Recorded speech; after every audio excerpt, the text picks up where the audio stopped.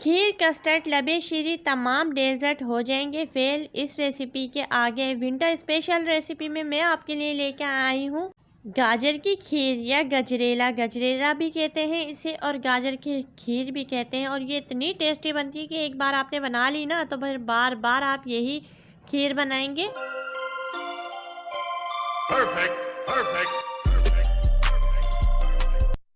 Video اچھی لگے تو لائک کیجیے گا، چینل پہ نئے ہیں تو سبسکرائب کر لیجیے گا اور بیل آئیکن کو ہٹ کر لیجیے گا، کیونکہ میں اسی طرح کا مزیدار سا کنٹینٹ لاتی رہتی ہوں۔ تو چلتے ہیں اپنی ریسیپی کی طرف۔ ایک کڑھائی یا پتیلی لیں گے، اس کے اندر میں نے ڈالا ہے 1.5 کلو فریش دودھ۔ یہ فریش دودھ ہے، آپ چاہیں تو ڈبے کا دودھ بھی لے سکتے ہیں۔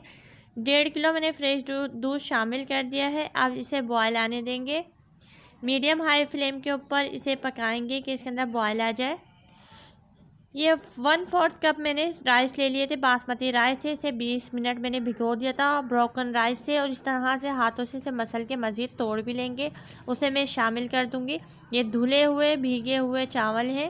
چاول ڈالنے کے بعد میں اس کے اندر شامل کروں گی 2 کپ گریٹڈ گاجر ہے، جو حلوہ بناتے ہیں نا ہم گریٹ کر لیتے ہیں، کدوکش کر لیتے ہیں گاجروں کو، تو اس طرح سے ہمیں کدوکش کر لینی ہے، وہ اس کے اندر شامل کر دیں گے۔ 2 کپ تھی، 4 سے 5 لیں گے ہم ہری الائچیاں، انہیں کوٹ کے اس کے اندر شامل کر دیں گے۔ اب تمام چیزوں کو کریں گے بہت اچھی طرح سے مکس۔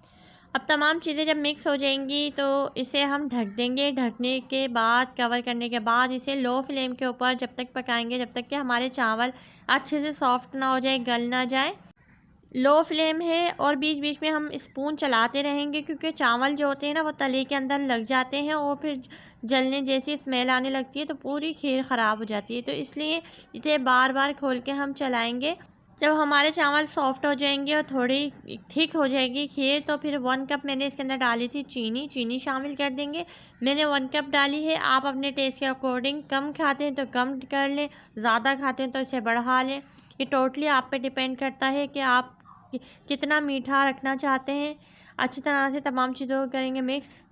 جب چینی ڈیزولو ہو جائے گی اس کے اندر تو پھر 1 کپ میں نے لیا تھا کھویا شامل کر دیں گے اور ڈرائی فروٹ ڈالیں گے۔ ڈرائی فروٹ میں آپ اپنی ٹیسٹ کے مطابق اور جو آپ کی جیب اجازت دے آپ وہ ڈرائی فروٹ اس کے اندر شامل کر لیں۔ میں نے بادام، پستے، اخروٹ تھوڑے سے لیے تھے، انہیں چاپ کر کے شامل کر دیا تھا۔